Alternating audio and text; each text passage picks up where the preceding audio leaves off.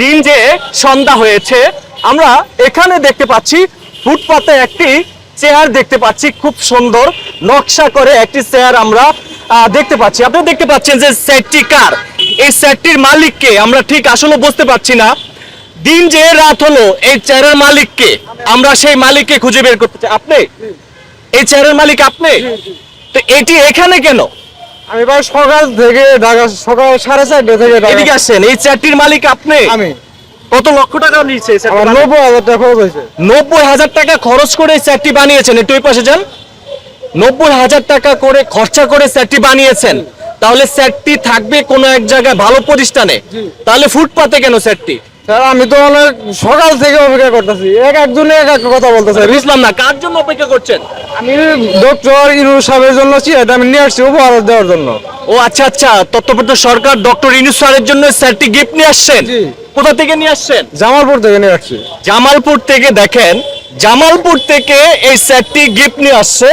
দিন যে এখন কিন্তু সন্ধ্যা হয়েছে, তারপরে এই সেটটি কিন্তু অলমোস্ট আমরা যেটা দেখতে পাচ্ছি রাস্তায়, অর্থাৎ ফুটপাতে দেখছেন। তো আপনি এই সেটটি হঠাৎ করে আনার কারণটা ছিল কি? আমার কারণটা ছিল আমি উপহার দিব, ডক্টর ইউনূস স্যারের উপহার দিব করে আমি এই চেয়ারটা নিয়ে আসছি। ডক্টর ইউনূস স্যারকে আপনি উপহার দিবেন? জি। জামালপুর থেকে সেটটি নিয়ে আসছেন? জি। আচ্ছা, ডক্টর ইউনূস স্যারকে আপনি আগে থেকে চিনতেন? জি না, আমি আগে থেকে এমনি নাম জানতাম, ছবি দেখতাম, বাস্তবে সামনাসামনি কোনো কথা হয় নাই। বাস্তবে কথা হয় নাই? না। শুধু ওনার জন্য সেটটি নিয়ে আসছেন? আচ্ছা, একটু কাছে আসেন। চ্যাটটির আমরা যে নকশাটি দেখতে পাচ্ছি, একেবারে দেখেন খুব সুন্দর করে নকশাটি করিয়েছে। এই আর নিচের যেটা দেখতে পাচ্ছেন, এটা এটা কিসের? এটা কিসের? এটা মোম। আচ্ছা, এই সেটটি বানিয়েছে কে? আমি বানিয়েছি। আপনি বানিয়েছেন? জি। আচ্ছা, আপনি কি একজন, আপনি কি এই চেয়ারের ফার্নিচারের কাজ করেন? জি। মানে এটা বানাইতে কতদিন খরচ গেছে আর কি? খরচ হয়েছে আমার টোটালি 90,000 টাকা মতো। কতদিন লাগছে? সময় লাগছে মনে করেন যে প্রায় 3 মাসের মতো। 3 মাসের মতো সময় লাগছে।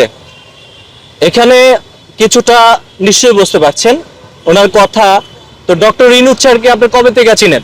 আমি অনেকদিন আগে থেকে চিনি, কিন্তু সামনাসামনি কিন্তু কথা হয় না। ডক্টর ইউনূস স্যার বাংলাদেশে আসবে, তত্ত্বাবধায়ক সরকার হবে, আপনি কিভাবে জানেন? আমি তো টিভিতে খবর দিই রেগুলার।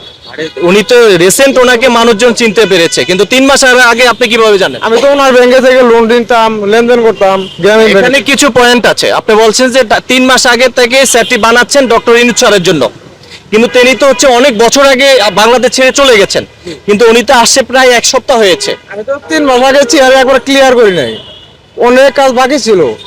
গত 5 দিন আগে থেকে কাজ শুরু করছি। 14 জন মিস্ত্রি 4 দিনে চেয়ারটা ক্লিয়ার করছে, দিন রাত পরিশ্রম করে।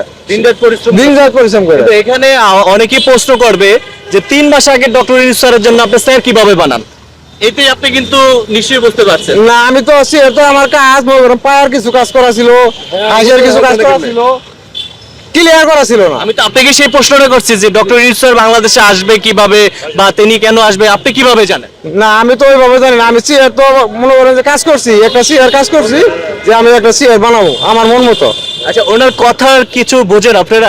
আমি যে পয়েন্টগুলো ধরেছি, ঠিক আছে। আচ্ছা, ওনার আপনি শুনেছেন উনি কি বলেছে? 3 মাস আগে উনি যদি চেয়ার বানায়, ওনার জন্য তো চেয়ার বানানোর কথা না, কারণ উনি যে প্রধান উপদেষ্টা হবেন তাও তো আমরা কেউই জানি না। তাহলে কিভাবে আমি বিষয়টা আবার খুলে বলি। আমি আমি এই হাইসের কাজটা যে করছি, এই পায়ের কাজটা যে করছি, এটা কিন্তু টোটালি কমপ্লিট ছিল না। আদায় আদায় করে চেয়ারটা কাজ ধরছি আমি চেয়ার কাকে দিব না এরকম কোনো সিদ্ধান্ত আসে নাই। আচ্ছা, এই সিদ্ধান্ত কত মাস আগে নিয়েছে? যখন দেখলাম যে ডক্টর ইউনূস স্যার যখন আমরা তত্ত্বাবধায়ক সরকার হইলো, তখন আমি মানে পুরো কাজটা খুব জোর দিয়ে শুরু করলাম। আচ্ছা, আমি চেয়ারটা ডক্টর ইউনূস স্যারের আমি উপহার দেব। আচ্ছা, তার মানে আপনি অতি ফার্স্টে আগে পায়ের কাজটি ধরেছেন কাকে গিফট দেওয়ার জন্য? না, গিফট দেওয়ার জন্য না, জাস্ট এমনি বানাইছিলাম। আচ্ছা, আপনি বলছেন এটি বানাইতে 90,000 টাকা খরচ হয়েছে, আপনি বলছেন যে 3 মাস আগে থেকে কাজ ধরেছেন।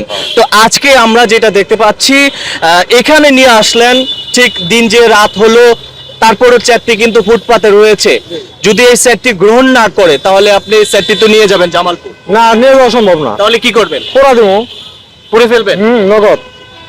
মানে খালি নিয়ে আসছেন, খালি হাতে যাবেন না? না, মানে তুই দিবি আমি তো আছি আর যার জন্য বানাইছি আমি তাকে দিয়ে যাবো, সে যদি না নেয় এই চেয়ার তো আমি ফেরত নিয়ে যাবো না। আপনার নাম কি? আমার নাম মোহাম্মদ মনিরুল ইসলাম। মনিরুল ইসলাম।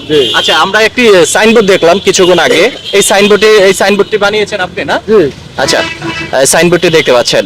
আচ্ছা, এই যে আমরা দেখতে পাচ্ছি ডক্টর ইউনূস স্যার, বাংলাদেশ তত্ত্বাবধায়ক সরকার প্রধান উপদেষ্টা মনিরুল, আপনার নাম কি? মোহাম্মদ মনিরুল ইসলাম, মমিনুল ইসলাম পক্ষ থেকে। আচ্ছা, এই ফোন নাম্বার কার্ড আপনার?